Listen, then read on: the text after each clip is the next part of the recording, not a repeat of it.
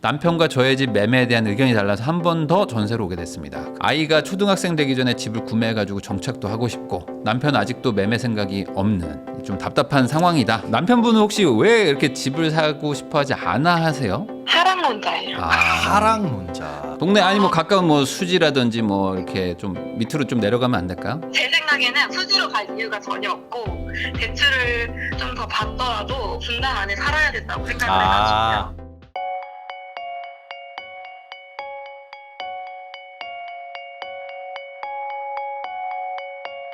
안녕하세요, 집사자입니다. 부인남 채널 좋아해서 보기만 하다가 용기 내서 사연 보내는데요. 저는 4년 전에 코로나 시기에 결혼을 했고요. 남편 쪽 지원으로 전세로 시작을 했습니다. 4년 전에 이미 집값이 너무 상승했다고 판단했고 주변 집값이 너무 비싸가지고 매매는 엄두를 못 내고 전세를 시작했습니다. 한창 오를 때. 한번 떨어졌을 때 구매할 수도 있었는데 남편과 저의 집 매매에 대한 의견이 달라서 한 번 더 전세로 오게 됐습니다. 그런데 그때 알아본 집이 4억이 넘게 올랐더라고요. 네, 맞아요. 이게 뭐 이런 분들이 많아요. 네. 이제는 어쩔 수 없이 상대적으로 덜 오른 아파트를 염두에 두고 있는데 아이가 초등학생 되기 전에 집을 구매해가지고 정착도 하고 싶고 남편 아직도 매매 생각이 없는 좀 답답한 상황이다라는 거예요. 자, 저 또한 지금의 소득과 자산으로 집을 구매하는 게 맞을까 고민이 돼가지고 사연 신청을 하게 됐습니다. 지금의 소득과 어차피 소득은 뭐 알바 소득이니까 그냥 남편분의 소득 500이라고 봐야 되겠죠. 네, 그렇죠. 사실상 뭐 아이가 둘이니까 뭐 주부인 거로 보시는 게 더 맞을 것 같은. 네. 근데 이게 문제가 있어요. 왜냐면 남편분이 거의 주 소득을 벌고 계시니까 그리고 거기다가 전세집도 부모님이 해주셨다고 그랬잖아요. 남편 쪽에서 그러니까 아내분이 얘기를 해도 남편이 거부하면 사실 방법은 없는 없어요. 거예요. 방법이 없어요 지금. 그렇죠. 자, 전세로 6억 5천에 살고 계시는데 대출 1억이요. 5억 5천이 이제 목돈이 여기 잠자고 있는 거죠. 그러니까 이게 참 그래요. 그러니까 전세를 사는 게 좋은 건 아니거든요. 네. 자본주의 시장이나 이런 데서 그렇게 사는 사람들은 기본적인 투자는 해야 되거든요. 투자를 해야 되는데 저렇게 전세에 넣어놓으면 물론 이제 전세 이자를 뭐 아끼고 뭐 주거비가 안 되는 장점은 있지만 그럼 그 장점을 살리기 위해서 뭐 저축을 더 해가지고 막 집을 사자 뭐 이런 것도 아니고 그냥 뭐 이대로 있으면 사실 뭐 우리는 재산이 늘어날 게 하나도 없는 거예요. 없죠. 뭐 스포티지도 가격이 감가상각 되는 거고 전세도 사실상 현금 가치가 떨어지니까 계속 깎이는 거죠. 확정적으로 이게 사실. 물가만큼 깎이는 거거든요. 자, 돈을 못 모으는 이유는 모르겠습니다라고 해주셨는데 포기할 수 없는 소비가 커피라고 하셨고요. 이 정도면 뭐 귀엽죠. 커피를 비싸게 먹으시는구나. 자, 볼게요. 자, 주식 200에서 300. 아, 주식 위주로 하시는구나. 이것도 그리고, 들어보니까 이제 아내분이 네. 남편분은 이제 투자 쪽에 별로 관심 없는데 이런 쪽으로 하자 해서 조금 투자를 하시는. 네, 그 생각보다 남편들 중에서 주식이든 뭐 부동산 자체든 그냥 아예 투자를 그냥 담을 쌓는 분들이 생각보다 많고 뭐 아내분들도 좀 있긴 하지만 회사 저축으로 70만 원 정도 하시는 저게 게 이제 있고. 회사에서 뭔지는 모르겠지만 거의 강제적으로 하는 저축이래요. 어. 그리고 그럼 그 돈은 언제 쓸 수 있느냐 봤더니 집을 살 때는 저 돈을 쌓인 걸 좀 뽑아 쓸 수 있다고 합니다. 아, 그래요? 그러면은 좀 특이한 회사인 것 같아요. 국민연금도 아니고 강제로 회사가 가져가는 게 있어요? 자, 청약 통장 12만 원이 있고 청약은 또 남편분 10 본인 2 이래가지고 왠지는 모르겠는데. 그러면 이제 우리가 청약을 노리자. 아, 자녀가 2명이니까 야, 쉽지 않은데 네, 나이가 쉽잖아요. 지금 30대 초반이시잖아요. 거의 그리고 40대 후반 돼야 될까 말까인데. 안 돼요. 그리고 소득도 이게 뭐 국민주택, 민영주택 요즘에 특공이나 이런 거 보면 소득 기준 있잖아요. 네. 소득 기준 외벌이가 신생아가 없으면 20인가 130%고 신생아 있어야지 네. 그나마 조금 유리한. 근데 다행히 신생아 2년 이내 신청하면 뭐 청약을 넣어도 지금 바로 넣어야 되겠네요. 네. 자, 공과금 30, 통신비 10, 차량 유지비 15에 식비 70, 용돈 60, 육아 관련 80. 저게 많이 들어가네. 그러니까 돈을 못 모으는 이유는 사실상 아이들 네. 때문에 어쩔 수 없이 들어가는 4인 가족이니까 거기다 이제 보험료도 한 40만 원 보험료가 정도, 대출이자 26, 가족 모임, 경조사비. 돈을 못 모으는 이유는 명확한데요. 보니까 지금 잔잔하게 계속 쓰시네요. 대부분의 어떤 그 사치라는 거를 뭐 해외 여행과 명품, 뭐 외제차 이런 식으로만 생각하는 분들이 많아요. 꼭 그런 분 있어요. 저는 사치도 안 하는데 돈이 안 모여는데. 그러니까 그 사치가 그것만 사치가 아니고 아닙니다. 예. 짜잘하게 쓰는 돈도 다 사치예요. 그러니까 저축이 얼마 이하다 그러면 사치입니다. 네. 어떤 분들은 막 GS 25만 맨날 가가지고 막 200만 원씩 쓰는 사람도 있어요. 댓글 중에 어떤 분이 호의호식 하시는구나. 잘 쓰고 잘 먹고 하시는 거죠. 사실 네. 이 정도면 보험료도 어찌 보면 사치의 저건 일종이라고도 볼 수 있어요. 맞습니다. 그러니까 너무 미래의 어떤 리스크를 내가 과도하게 보호하는 걸 수도 있는 거거든요. 네. 그러니까 이런 것들이 다 자잘하게 모여가지고 뭐 가족 모임도 어찌 보면 뭐 사치일 수도 있는 거죠. 이런 것들도 이건 사치가 아니야 이렇게 생각하시면 안 됩니다. 생필품 15만 원 따로 빼고 용돈도 빼고 육아도 따로 그러니까. 빼고 그러니까 이것만 합치면 한 200 넘는 거잖아요. 여기서 이제 줄여야 된다 1순위 그러면 뭐 용돈을 확 반으로 줄이든. 자, 그러면 이제 자산이 많은가 보면은 이제 자산이 이제 코인 100에 주식 4천, 자녀저축 800만 원 있는데 사실 뭐 이거 큰 의미가 의미 없는데. 없어요. 그러니까 애들 이름으로 뭐 좀 넣어주지 마세요, 제발. 네. 8억 이렇게 넣어줄 거 아니면 뭐 그렇죠. 순자산 요 정도로는 사실 이렇게 하실 필요는 없습니다. 회사에 5천. 야, 이거는 집 사야겠는데. 이 정도면 집 사야 저 되는 거 아니야? 정도를 이제 집 살 때만 끄집어내서 쓰거나. 저거를 어디다 굴리길래 회사가 야, 저거는 저거 뺄 목적으로라도 집을 사야 될 것 같아요. 아니 보증금도 6억이나 있으니까. 그러니까 깔고 앉은 돈이 거의 7억이나 7억. 그러니까 지금 깔고 앉은 돈이 7억이네. 네. 야, 주식 4천이랑 금 2천 빼고 6천 말고는 뭐 늘어날 게 뭐 딱히 지금 없습니다. 보이지 않습니다. 자, 한번 통화해서 한번 여쭤볼게요. 근데 이제 아마 아내분은 그렇게 하고 싶어도 남편분이 그게 지금 잘 안 되실 수도 있으니까. 네, 여보세요? 아, 네, 안녕하세요. 집사자님. 안녕하세요. 네, 닉네임에서 아주 강렬한 의지가 느껴지는데 네네. 남편분은 집 사지 말자시겠네요, 닉네임. 네. 아, 남편분은 혹시 왜 이렇게 집을 사고 싶어하지 않아 하세요? 하락론자예요. 아, 하락론자. 근데 그 22년, 23년부터 25년까지 2년간 많이 오른 것도 봤잖아요. 봐도 네. 또 올랐으니 떨어지거든. 아, 다시 떨어진다. 네. 그럼 혹시 22년, 23년도 가격으로 돌아오면 산다 이런 마인드는 있으신가요? 그쵸. 근데 거의 막 그냥 말도 안 되는 가격 같아요. 제 기준에. 그 가격엔 안 팔죠. 내가 집주인이면. 아니 뭐 그럴 수도 있고 어쨌든 이제 그러면 22년, 23년 가격으로 돌아오면 산다. 그쵸. 그 완전한 그리고- 그 하락론은 아니네요. 그러니까 왜냐하면 하락론이신 아, 네네. 분들은 아예 영원히 하락할 거야. 우리나라에선 집을 안 산다, 월세만 산다 이런 분들이 많아가지고 그렇진 않고. 집을 집 사긴 살 가격이- 것이다. 네, 이거는 말이 안 되고, 지금 대출 규제도 해서 어쨌든 단담해도 적고, 앞으로 또 어떤 규제가 나올지도 모르니, 하락할 거라고 예상을 하고 있고, 지금 당장 집을 사는 건 아닌 것 같다. 라는 주장. 단기간 조정이 더 있을 것이다. 네. 그런 거네요. 그리고 저희가 지금 전세 만기가 됐는데도, 네. 집주인이 전세금을 안 올리고 그냥 연장을 해주신 거예요. 아, 좋은 분 만났네 또. 야, 네, 이 시기에? 그래가지고 이자도 더 대출도 받을 수도 있었는데 그 이자금도 줄어들고 또 심지어 연장도 또 할 수 있는 상황이 된 거예요. 그렇죠. 갱신권. 네, 네. 그래서 그럼 그냥 당장 지금 동일 전세 금액으로 그냥 신규 계약을 네. 해버린 거예요. 그냥 자동 갱신. 그냥 묵시적 묵시적 계약 갱신. 갱신. 네. 그러면 지금 2년 살고 이제 추가로 네. 묵시적 갱신됐고 다음번에 또 이제 계약 갱신 청구권이 남아 있고. 네. 집주인분이 좀 돈이 많으시거나 뭐 여기에 살 이유가 없으신가 보네요.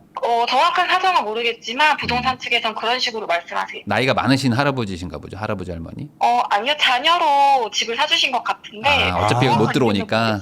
네. 나중에 돈 모으면 그때 들어와라 해서 이제 계속 살게 하시는구나. 그러면 지금 네. 아이 둘인데 뭐 갓난아이인가 보죠? 네, 이제 9개월 정도 됐어요. 아이고. 그러면은 첫째는 좀 나이가 좀 애가 있나요? 첫째도 3살이에요. 많이 3살. 청약을 넣어보시는 건 어때요? 지금 2살 미만 아이니까. 제가 그 신혼희망타운 이런 걸 생각했는데 쉽지 않을 자산은 거죠. 안 되고 안 되죠, 안 돼요. 최근에 주변에서 청약 시세가 12억이 뜬 거예요. 네. 근데 저희가 생각할 때 그 지역의 12억은 또 아닌 것 같은 거예요. 민영주택이었어요? 그래가지고 그런 것 같아요. 그 지역에 또 12억은 아닌 것 같고.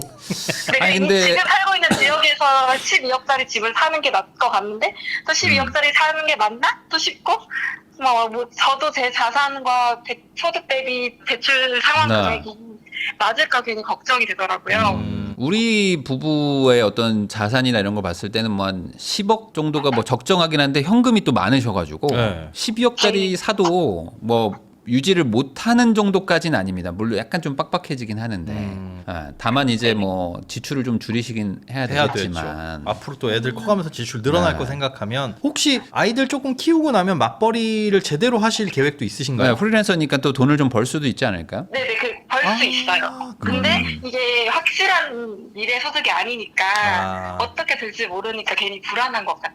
집을 덜컥 사서 원리금 갚기 시작하면 어떻게든 벌어요. 근데 일단 일단 저는 사고 싶은데 네. 네. 남편이 일단 반대를 하니 저도 밀고 붙일 수가 없장이 맞아요. 아. 시댁에서 혹시 좀 지원을 많이 받았나요? 전세금을? 전세금은 한 3억 4천 아. 정도 받았어요. 혹시 그러면 그리고 시댁에서는 집 좀 사라고 하는데 남편이 거부하는 건가요? 아니면 시댁에서도 뭐 굳이 사지 말라고 하나요? 시댁도 부모님이 반반 아니세요, 저희처럼. 아, 어머니는 사라고 하는데 아버님이 네. 사지 말라나요? 네. 아하.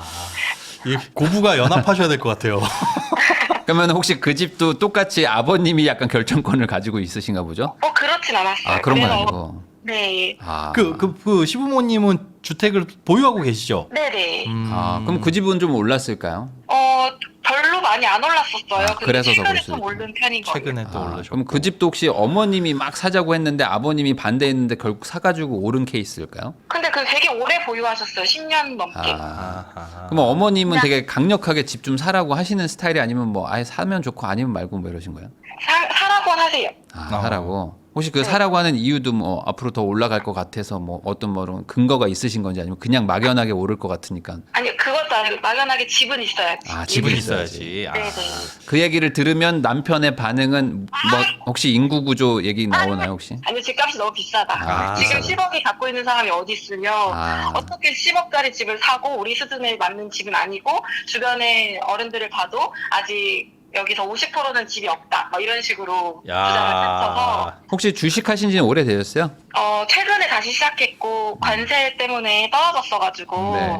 그때 이건 기회다 생각해서 들어갔는데 음. 저도 소심해서 1,000만 원밖에 안 들어가가지고 아, 근데 거의 1,000만 원을 벌었어요. 그래요. 남편분은 그럼 네. 주식은 좀 동의를 하시고요. 왜냐면 뭐 우리가 남편도 주식을 몰래 따로 하고 있어요. 저희 생활비 이거 자산 말고 몰래 돈을 굴리고 있는데 정확히 얼마인지 모르겠어요. 아. 그럼 거기서 좀 성공을 하신 것 같아요. 아니면 표정 보면 알잖아요.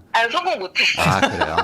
제가 더 많이 벌었어요. 아, 본인이 네. 큰일 났네. 근데 결정권은 약간 남편한테 거의 대부분 있고 현재는 네네. 금 저는 투자 좀 선택해줬으면 금 투자는 혹시 뭐 왜 금을 투자한 건 아니고 그냥 애들 돌반지나 아, 그게 2천이나 돼요? 손가락 네. 10개 다 꼈나 보다. 오. 그렇군요. 그건 뭐 팔기 애매하시니까. 아, 근데 그거. 저는 지금 뭐 10억짜리 집 사는 건 뭐 아무 문제가 없으신 부부거든요. 근데 또 남편이 기준이 높아서 30평대 살아야 되고 이러다 보니까 아. 제일 주변에 30평대 낮은 금액이 12억인 것 같아요. 근데 그건 비싸다. 그게 그러면 어느 정도 가격대예요? 2022년 정도면은 한 10억 정도까지는 내려와야 되나요? 그쵸. 아, 2억이 더 빠져야 된다? 지금 20%가 빠지기는 쉽지 않은데. 쉽지 않죠. 근데 최근에 20% 오른 거예요. 그러니까 그게 지금 빠지기가 쉽지가 않은데. 네, 이제 바닥 다지고 올라가는 느낌인데. 앞으로 뭐 유동성이 더 늘어나면 늘어나고 공급도 없고 그러니까 서울에 살고 싶으신 거죠? 서울에 사시려고 하는 거죠? 아니 저희 서울은 아니고 분당 쪽. 근데 분당 중에서도 제일 낮은 그 30평대 집값이 12억이다. 분당 쪽도 공급이 별로 없는데. 없고요. 서울 서남부, 그러니까 동남부가 없거든요, 별로. 근데 완고하세요? 완고해. 절대 못 사는 거야.